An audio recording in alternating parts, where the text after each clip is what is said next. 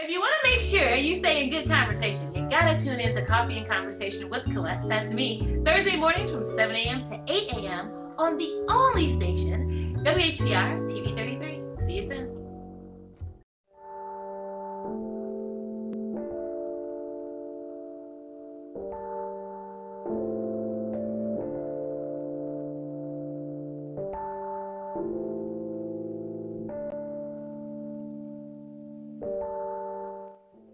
Great, amazing morning to you. If you are now just tuning in, you are part of Coffee and Conversation with Collette. It's our Friday freestyle at top of the hour. It's a little bit after 8. So we can talk about anything that you would like to talk about. Let me just say that. So I'm going to put that out there. I'm going to wrap up our previous segment. We were talking about education. We piggybacked on Mayor Duggan's State of the City address. I gave a historical perspective, I believe, through a clip from TED Talk by Mrs. Sumner, who is an educator out of Boston, who really talks about the politics of education. And to let us all know, we were so kind to have some callers. And of course, one of the board members called in, Ms. Watkins. I appreciate that so much. And we're just trying to shape the tone. Like, I want us to look at this differently, because we weren't taught to look at this the way that, quote, they were taught to look at this. It's just the whole mindset of privilege. It's like having privilege. Like, so think about it. We're all, as people of color in America, we're always working to try to make things comfortable. If I present myself in such a way, do I have to dummy down what it is that I'm presenting? Are they going to be intimidated by me? We have to do 2 and 3 different vitaes or resumes, because you can't offend those who've always had privilege just by the color of their skin. We're consistently doing that. We're consistently having to do that in 2018.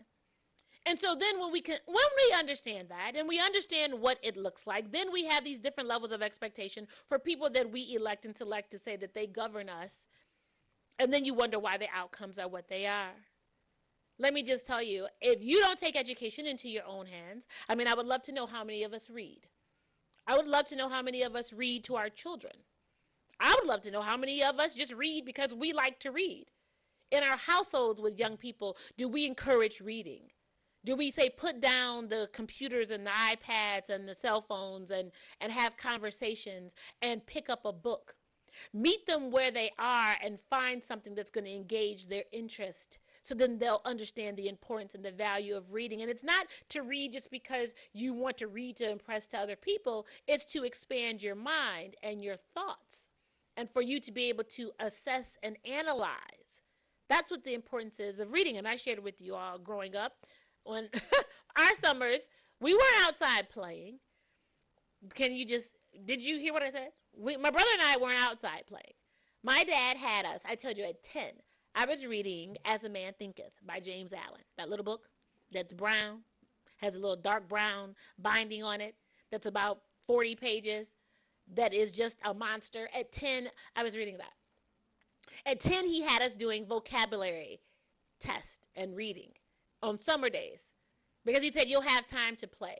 You're not going to be like everyone else. You are going to, and of course we thought, okay, my dad, he was hurt as an officer in duty. So we just thought there were some other things going on with him. And so we just had to do what he said anyway, but I have an appreciation for it, because now that's all I do is soak up information. And I have now a critical thinking component so that I can understand what's said, what's not said. And so it has given me the opportunity to have the conversations that we have, because we can dissect it. Symptoms versus issues. It's more than what you see. So I'd just like to know if that's important to us. But is it not cool? Reading's not cool. Remember, reading is fundamental. Remember that clip we used to see growing up? But for us, we're so busy trying to be cool, and we're not learning anything. We're trying to be cool, but we don't own things. We don't own real estate. We don't own financial institutions. We don't own brands as a majority because we try to be cool, but we don't read. Or we're closeted readers. Those who love to read, especially men who love to read, but you don't let everyone know that you love to read. I love the whole concept now that there are barbershops where the young people, especially men coming in to get hair cuts, they have to read a book with the barber. Love that. So that's going to wrap up my conversation. I'm going to go to the lines and see what else you'd like to share. Then I'm going to throw in a couple other little topics that I think are interesting, and then I have another clip for us to view as well. Thanks for your patience. Great Friday to you. Hey, good morning, folks. Good morning. You know, um, the infamous Betty time. Nice. The infamous day that stopped everything from happening. Okay. You know, I've never listened to them in my life. Sure. Never listened to them because I knew they was wrong all along. Right. I was able to look at the landscape. Sometimes you can just see this stuff and know that they are wrong. And you should know from their wrongness to go the other way. Ah. Here's the thing. Okay. How come in 2018 we're not equipped to go the other way? See, it's not just 2018 and 2010. We should have been equipped to go the other way. Okay. Okay.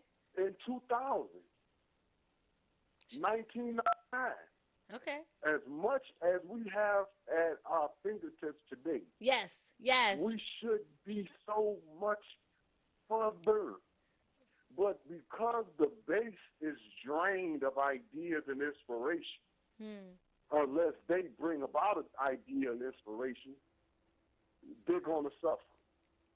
Stay right there for a minute. Stay right there. Let me just ask. I'm going to put it out to everyone else. And I can't even believe this is going to come out of my mouth. And I'm just going to even say it. I still believe we have the slavery mentality. We can't do anything until they tell us to do it. And that they could even be someone that looks like us. But we're not too prone to follow people that look like us. But unless we're told what to do or our ideas are validated by the other people, then we just don't know what to do. And they give us examples all day long. All you got to do is just mimic their example, mimic their ideas. I mean, everyone sits and talks about Dan Gilbert. My issue is not about Dan Gilbert because Dan Gilbert is in the business. That he's a businessman. I get that. But there's a different component to being a business person and having access to capital as a white person in America versus a person of color.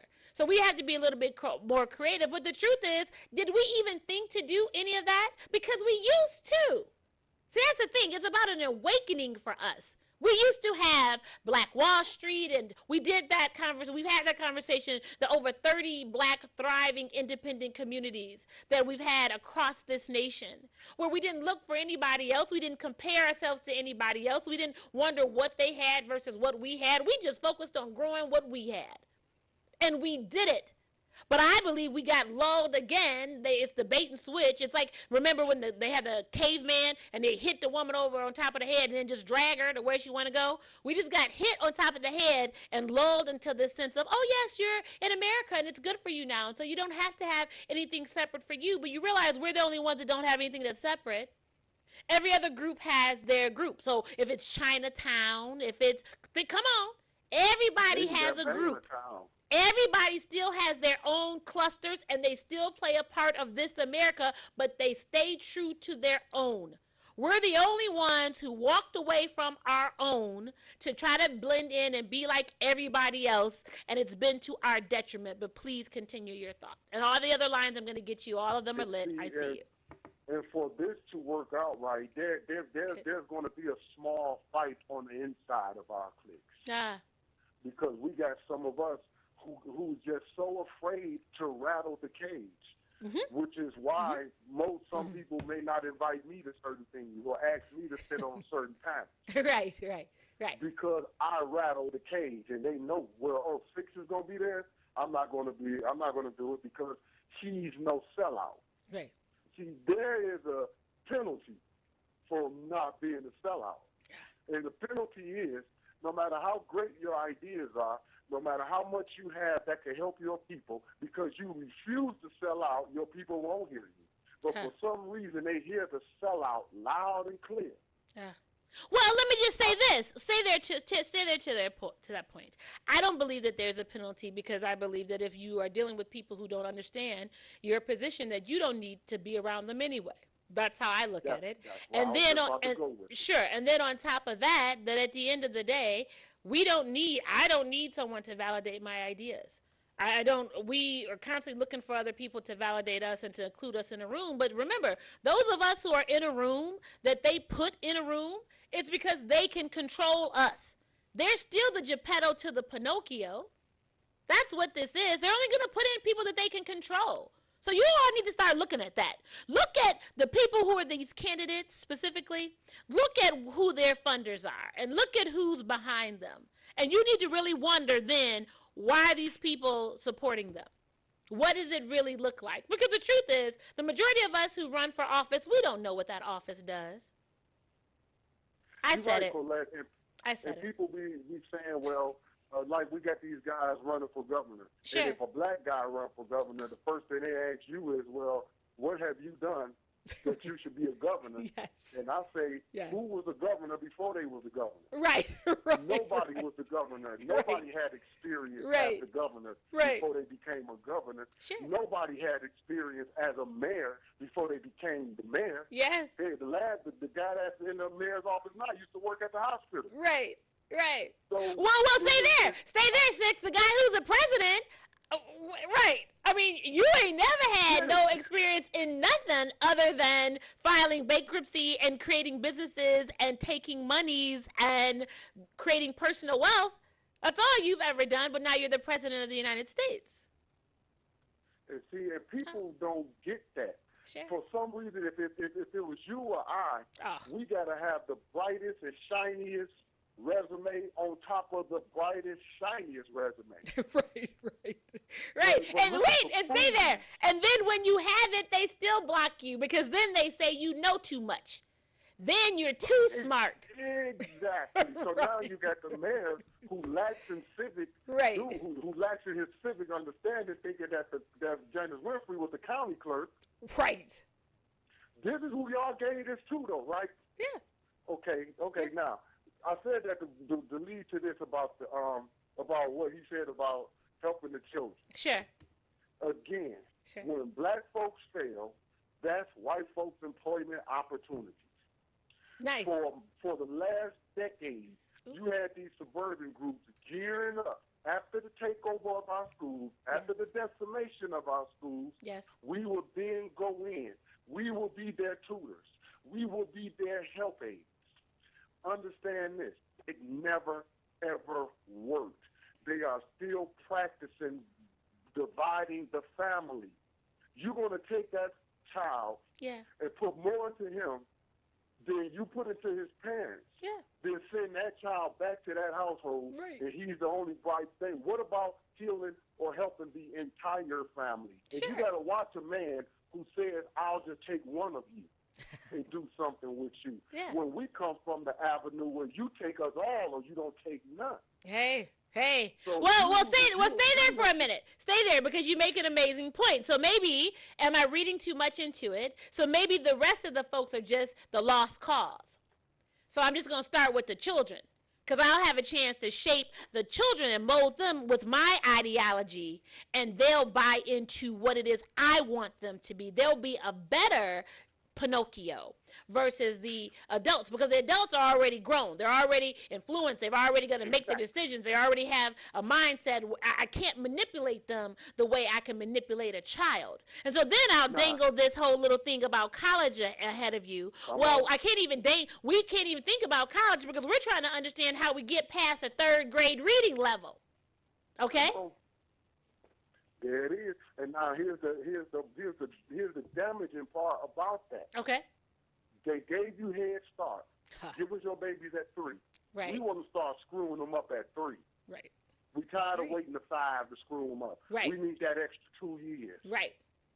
So you who need a babysitter so bad, who want to go work that McDonald's job or whatever job so bad, will look at this as the greatest opportunity of your life. Yes. Because now you have been freed up. Right. And they keep your kid. They tell you this. We will keep your child from 6 in the morning. Yeah. To 6 at night. Yeah. And here's the thing. You as a parent, wake your 8-year-old up, 9-year-old up, 10-year-old up, 4-year-old up, 5-year-old up, 5, 6 o'clock in the morning. Yeah. Get ready for school. Mm-hmm. I got to get you to school so I can go to work. Mm-hmm. They get to school. School took phonics out, so they can never ever learn how to read, because without phonics, you don't have the basic principles of read. Yeah. So from 3 years old up to 18 years old, those people got paid to fail your child, and you was an accessory to it. Absolutely. That's why he picked the children, because the money is longer. If we screw them up at 3, and come 7, they can't read, we're going to have to continue this. Because if you notice, when they mess you up, they don't leave you alone. They want to get paid to mess you up, then get paid to fix you again. Sure. Because right. That's the cycle. That's the cycle of this business that is established. And then those of you, if you think you're going to drop out of school, because I don't even understand how that is even a conversation, that these young people are dropping out of school. But okay, then I'm going to set it up so you can get a GED. Because then in order for you to get a minimum wage job, you have to have a GED. So I'm going to bring you back into the system, so then I can get some more money from you, so then you can do this, and then you can go to this job that they're going to have to train you for anyway, because none of the education that you were taught in all of these 18 years prepares you for a job. Let me add, and then if you go to college for additional 4 years, when you get out, they're still going to give you training when you get to the job.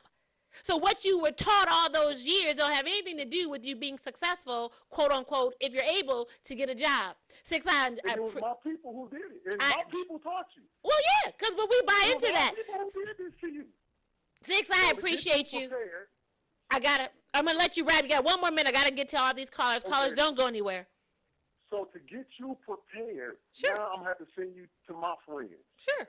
You're going to have to go to this organization. Yeah. They have a GED program. They have this program. Yes. You have to go to Livonia to this organization. Yes. You have to go to Mount Clemens for this organization. Yes. Because I failed you so bad, and your failure was my financial come up. And that's all Mike Duggan was saying to all of those suburbanites and all those organizations. We're going to get them real young, and y'all got legacy money coming. Y'all got it. I'm going to give y'all, we tore their schools up. They have no other choice but to roll with our program. That's absolutely. All the mayor said.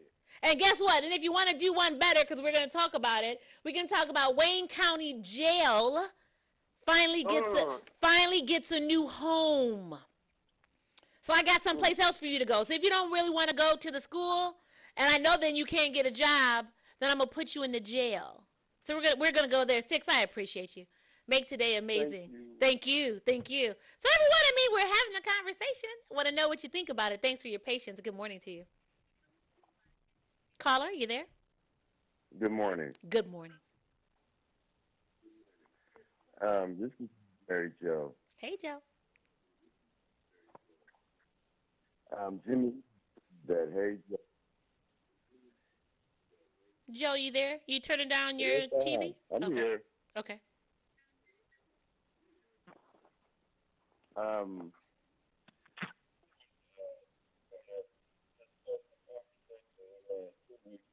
Joe? You hear me? I can hear you now. Can you hear me now? Yes. Okay. I want to discuss the conversation we had about 2 weeks ago about the subconscious thought process versus the conscious state of awareness. Yes, please. And you guys, last conversation in the hour, right? Yes. That proverbial box, right? Thinking outside of the box. Yes. When I was a young man in elementary school, there were some Muslim students that refused to say the Pledge of Allegiance of the United States, and they refused to pray in class if they couldn't pray to Allah. Okay.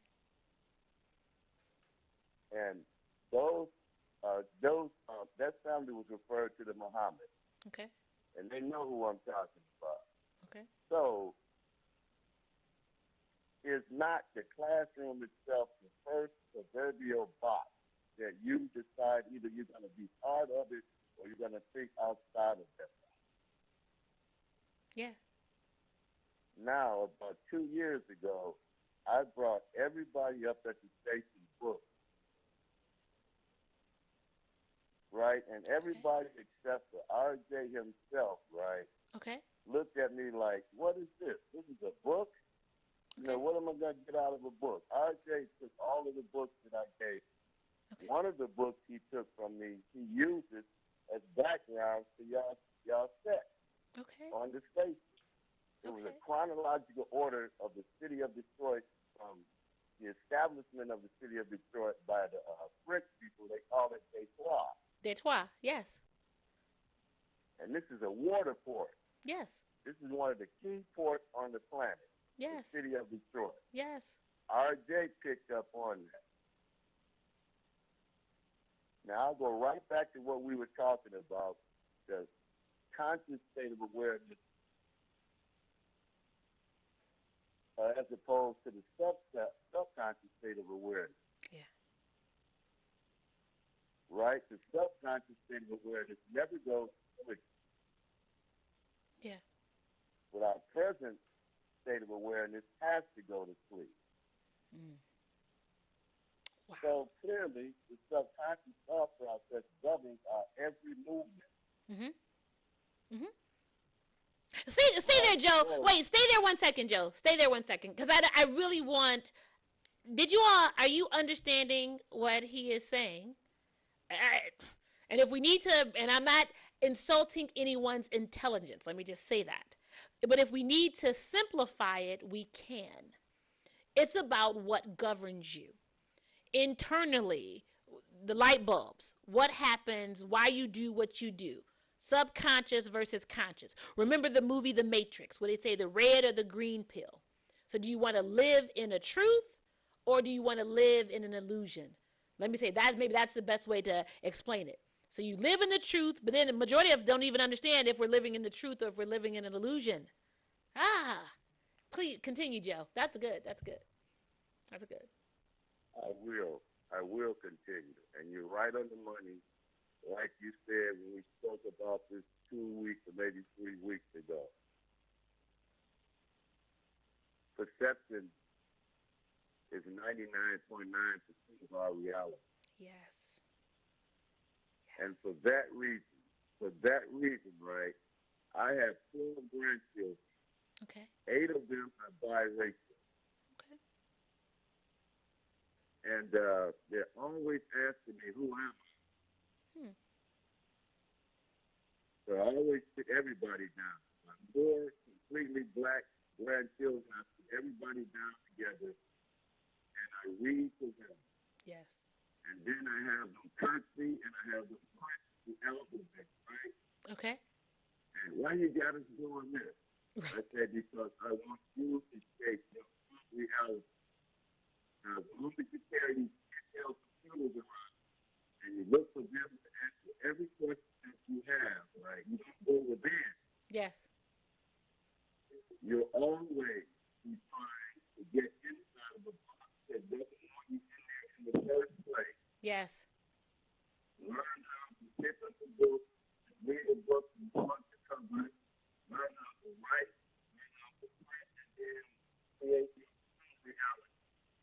Your own reality. Your head here is intelligent people all the things. And so this complete assessment about being okay. Right, you got to reconsider your own self and come up with some own stuff. Okay. I heard something to tell people that on your self, right? Okay.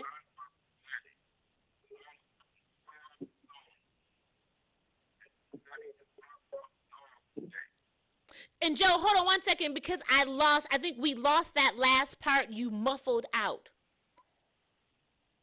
Can you hear me? Okay. Okay, there you go. There you go. So yeah, I hear you now. Okay, perfect. Repeat. Okay, I got this cheap phone. I have a cheap phone because I was using I got a Barack Obama. Okay. That's okay. We're going to work it out. They don't want us to have this conversation. It's all right. I think so. I think so. Yeah, it's all right. It's all right. I can hear you. We have got to start back reading. We have got to start back reading books. Yes. We've got to start back reflecting our thoughts through writing and through printing based on what we read. Yes. I make sure, like I said, that I read books to my grandchildren. Yes. Yes. Yes. And I always let them debate with one another. Yes. Yes. Thank you. Never Thank you. agree Thank with you. somebody just Thank to you. get along with someone. Thank you. Thank you. Thank you. Okay, we always get into these cerebral conversations. Right. And I won't go where you go. I won't say I don't think other people perceive or understand what we're talking about, because they do. Right. They do. Hopefully, the conversations that the two of us have will encourage people to think for themselves, not trying to be part of something that doesn't want you. Right. Right. Well, you know what, Joe? Stay there. I don't believe we know what to do if we accept it, and I mean we as not like individual we, I mean I'm talking about a collective. If they didn't accept us, we don't know what to do. I believe that our whole majority existence is to get acceptance. Coming out of slavery, I want you to know that I will work hard. I want you to know that I will work hard. I want you to know, yes, that I will be everything that you said I couldn't be, so that you can accept me. And so our whole position, even to this day, is still to get accepted. Period. Yes, it is, and we'll go to our graves trying to be accepted by somebody that don't want any part of us. Right. That's why I opened up my conversation by saying that kindergarten classroom has a ceiling, it has a floor, and it has 4 walls. Yes. That's the box. That's the box. That's that box. Yes. We want to get out of. Right. And create our own box. Yeah.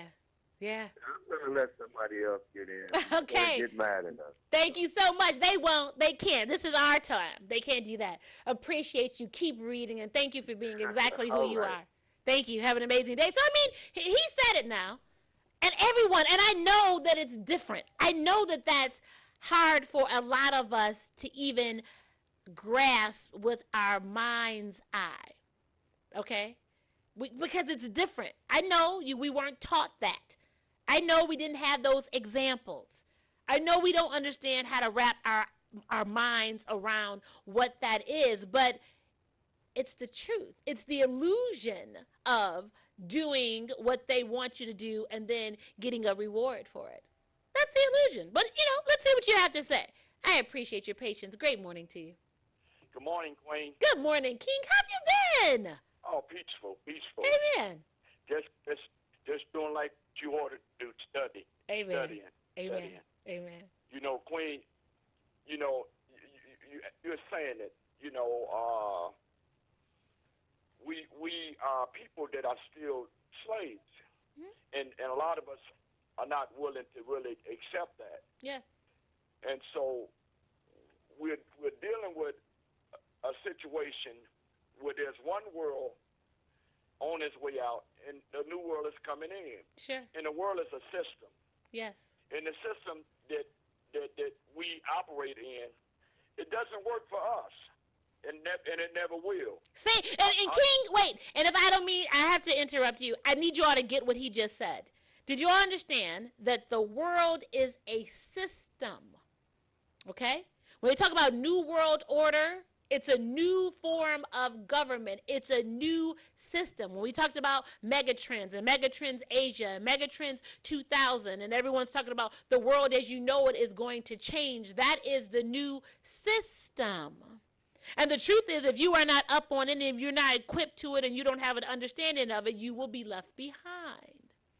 And so then you create a nomadic society. Those, of course, more so the haves and the have-nots, the privileged and those who aren't. And so much so now that they're trying to build borders and walls that physically separate you when you have the actual separation in your mind. Because we're separated in our mind, everyone. So then when you add on top the physical dynamics, that's a whole different conversation. But please, King, continue. Yes, Queen, if we knew the history of the very people that we follow behind and try to be accepted by. Yes. if we just knew the history of that, yes. you know, that their beginning only started a little over 6,000 years ago. And it was our fathers and mothers who actually went up into Europe, which word Europe means to be roped and bound in. It was a prison that they was bound in. But it was our fathers, the Moors, Musa, who went up and taught them mathematics and put them on their mission of setting up their world, yes, which is a world of white supremacy, a world of death. The whole world is there. Queen, do you know, understand, there are over 70,000 chemicals that are being dumped into our environment daily. Yeah. 65,000 of those which are potentially hazardous to our health. Yes. These pollutants, understand, are very toxic. Yes, and King, stay right there. And let me just let everyone know, in addition to that external, know that the medicines that you're taking, that you're being prescribed by the doctors, are toxic as well. So don't think that, oh, okay, well, I have to, if I don't drink the water, no. If you drink the water, there's some pollutants. If you breathe in the air, there are pollutants. When you're taking all these medications that have all the side effects and all these other components, those are toxic components to your body, and they're pollutants. So don't think that you get away with anything, because we are all being impacted by it daily. Please continue, sir. Yeah, you know, the environmental group, they discovered over 287 industrial chemicals in the biblical court of newborn babies. Wow. And then think about this, Queen. The nurses sit outside the womb of the black woman with several vaccines. Okay. Right. And we don't ask the question, what are they putting in our body, and why are they putting it in our body? Right. You know, Queen, we are at a time now, understand, that if we don't get up and deal with in our own selves, our weaknesses and our negativity that exists in each and every one of us. Yes. You know, we will go down with the world that's on its way out. Right. And see, that's the problem with most of us today. Okay. Most of us are going to go up because we're holding on to this world. Yeah. And this is why this world calls us children, boys and girls, kids. Right. They call us that, and they call us that for a reason, because we act like children. Yes, we do. You know, we're so caught up in a new car, a name brand watch. Yes. You know, a fancy shoe. This is what we strive for. Yes. You know, we want to be patted on the head for us. The educational system and whatnot. Yes. But the time is out for all of that, Queen. Yes. And if we don't come together to build a new world for ourselves, a world of righteousness, a world of justice. Yes. Queen, you know, we are right at that time right now. Mm-hmm. We're in that time now, Queen. Yes. Yes. You know, because there's no justice. We're still trying to be seen as humans in this world. Yes. We're trying to be accepted as humans, and we're not. Right. Right. And you know, Queen, this man is all over the planet. His archaeologists are digging. Why?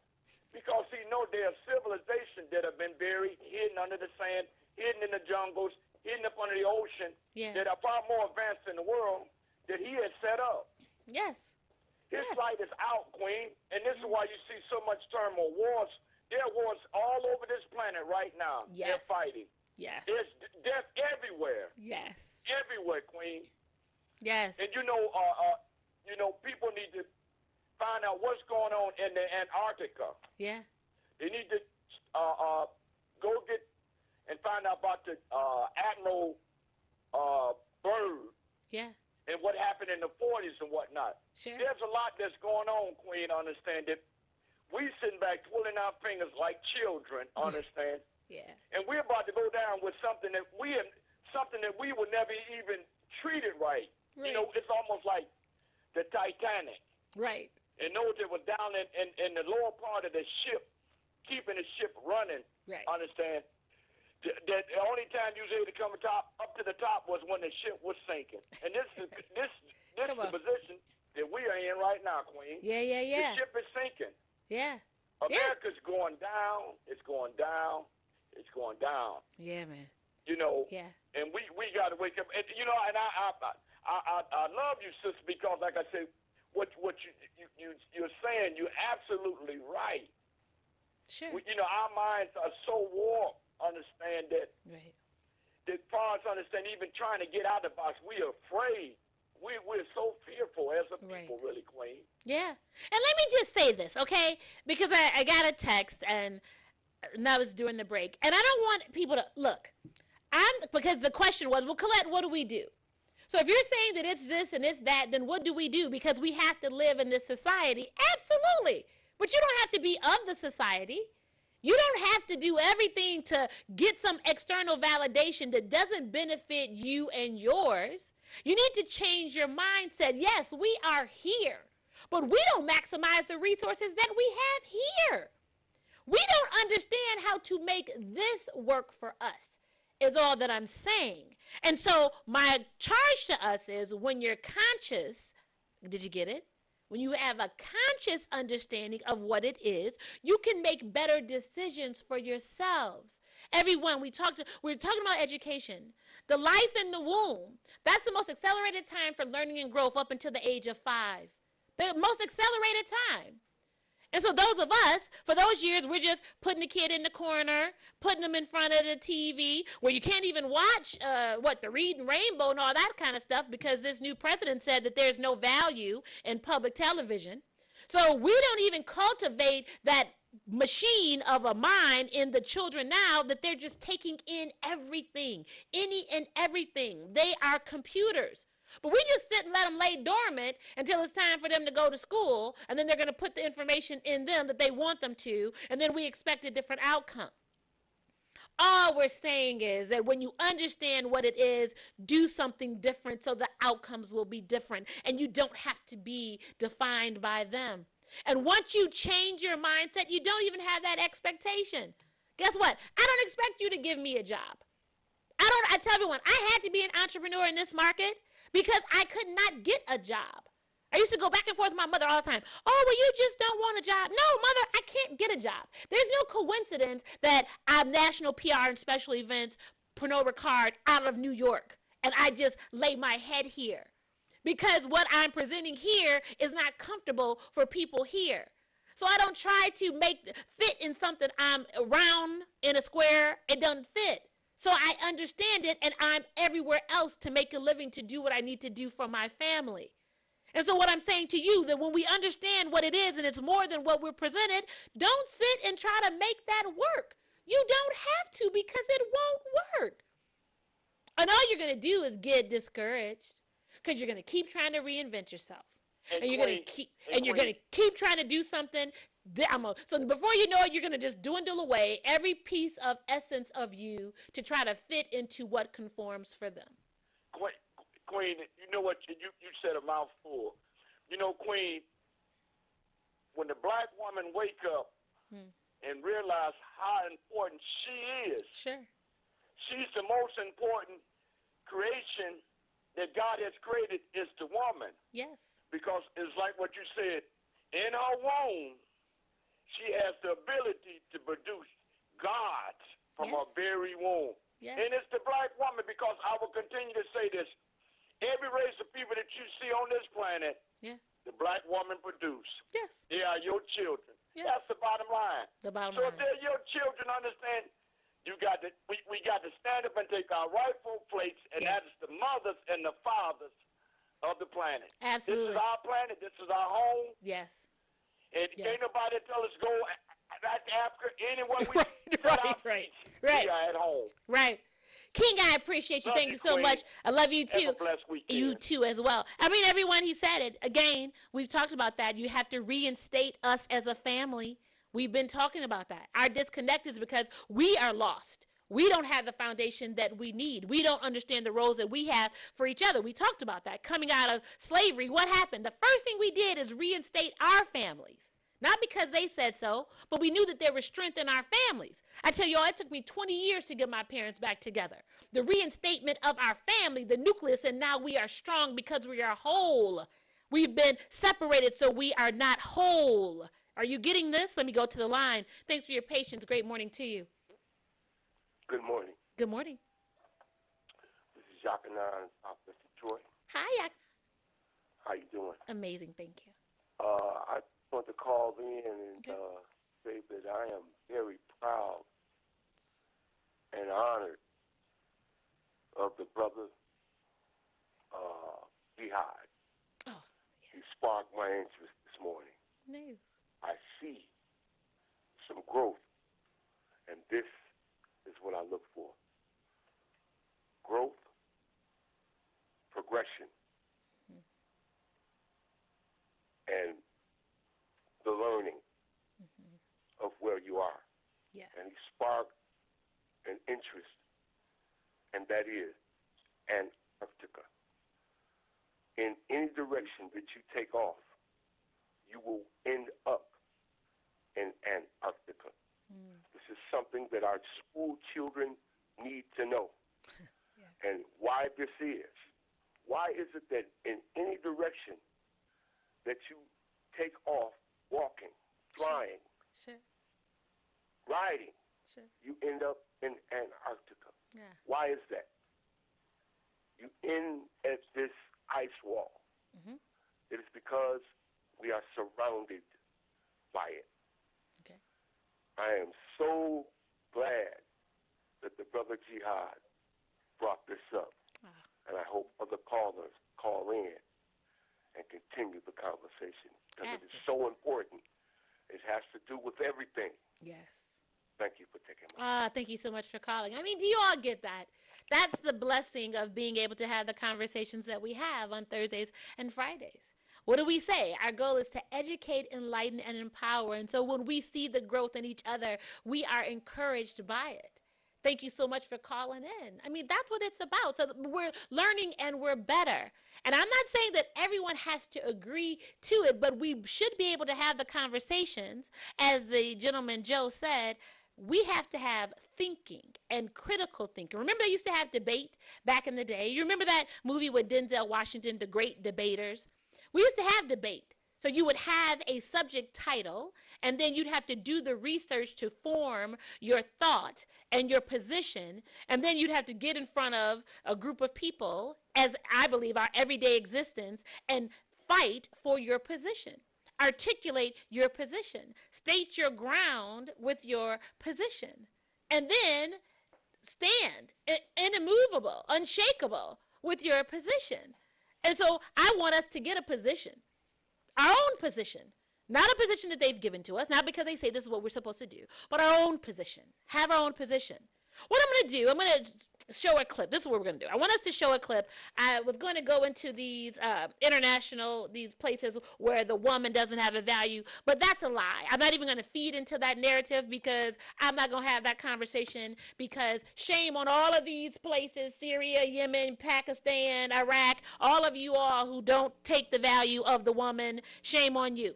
Let me just say that. Because if it wasn't for the woman, we wouldn't have the people that are being birthed into these societies and these communities. And the truth is, the narrative has been presented that it's a challenge because of everyone else that is meddling in the order and the structure. And how people define what the roles are. So that's a whole nother conversation. Okay, so we're going to get there. But what I want to do, I want to go to this clip. It is a Harvard graduate giving a speech. And I think it's perfect for us. It's about 5-6 minutes, so I'll take us into our wrap-up segment. But I think it's going to be great to set the tone for as we enter for the rest of the day and into the weekend. That's the way I know how, but you have to forgive me. I have to take this moment in for a little while. When I spoke in my high school graduation several years ago, my high school English teacher threatened to replace me on the program or cut my microphone when she found out that I was interested in doing a poem as a part of my remarks. So I am eternally grateful for being able to share this piece of myself in my most authentic voice with you this afternoon.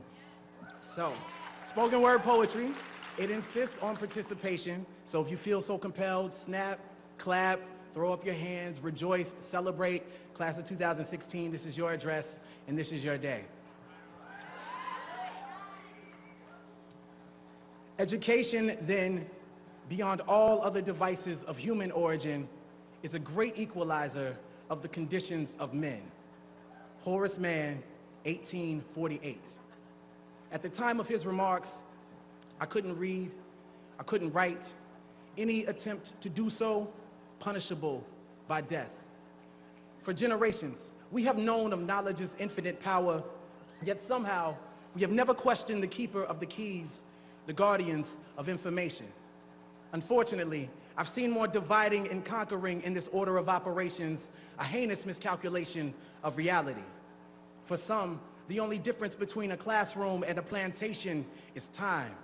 How many times must we be made to feel like quotas, like tokens and coined phrases, diversity, inclusion? There are days I feel like one, like only, a lonely blossom in a briar patch of broken promises, but hey, I've always been a thorn in the side of injustice, disruptive, talkative, a distraction with a passion that transcends the confines of my own consciousness, beyond your curriculum, beyond your standards. I stand here, a manifestation of love and pain with veins pumping revolution. I am the strange fruit that grew too ripe for the poplar tree. I am a dream act, dream deferred, incarnate, and a movement, an amalgam of memories America would care to forget. My past alone won't allow me to sit still, so my body, like my mind, cannot be contained. As educators, rather than raising your voices over the rustling of our chains, take them off, uncuff us, unencumbered by the lumbering weight of poverty and privilege, policy and ignorance. I was in the 7th grade when Ms. Parker told me, Donovan, we could put all of your excess energy to good use. And she introduced me to the sound of my own voice. She gave me a stage, a platform. She told me that our stories are the ladders that make it easier for us to touch the stars. So climb and grab them. Keep climbing, grab them. Spill your emotions in the Big Dipper and pour out your soul. Light up the world with your luminous allure. To educate requires Galileo-like patience. Today, when I look my students in the eyes, all I see are constellations. If you take the time to connect the dots, you can plot the true shape of their genius shining in their darkest hour. I look each of my students in the eyes and see the same light that aligned Orion's belt in the pyramids of Giza. I see the same twinkle that guided Harriet to freedom. I see them. Beneath their mask and their mischief exists an authentic frustration and enslavement to your standardized assessments. At the core, none of us were meant to be common. We were born to be comets, darting across space and time, leaving our mark as we crash into everything. A crater is a reminder that something amazing happened right here, an indelible impact that shook up the world. Are we not astronomers searching for the next shooting star? I teach in hopes of turning content into rocket ships, tribulations into telescopes, so a child can see their true potential from right where they stand. And injustice is telling them they are stars without acknowledging the night that surrounds them. Injustice is telling them education is the key while you continue to change the locks. Education is no equalizer. Rather, it is the sleep that precedes the American dream. So wake up, lift your voices until you've patched every hole in a child's broken sky. Wake up, every child, so they know of their celestial potential. I've been the black hole in a classroom for far too long, absorbing everything without allowing my light to escape. But those days are done. I belong among the stars, and so do you. And so do they.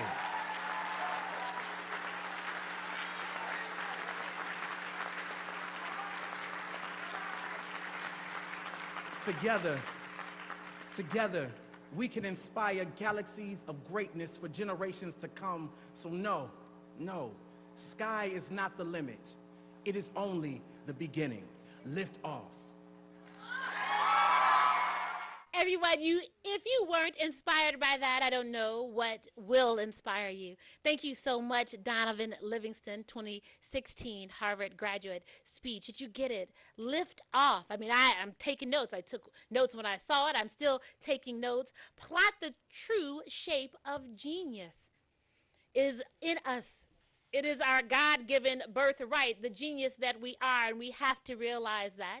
And we have to walk in that and understand our purpose and our greatness and realize that the illusion is not for us. It doesn't define us. We are more than that. Get out of the box. The box has never benefited us, and it won't. Lift off, in his words. Lift off to your potential. Lift off to the greatness. Lift off of being more than they say. Lift off into a space and time where you define who you are and what best works for you. And if no one else around you walks in that and supports that, know that it is still good for you. And that there are others around you who are walking in that same space and energy, so you're not alone. Lift off. Be the best that you can be. Continue having an amazing day, everyone. Have so enjoyed our time. It's always a pleasure. Until next week, we're going to have something else more for you. But stay amazing, and I appreciate you. See you next time.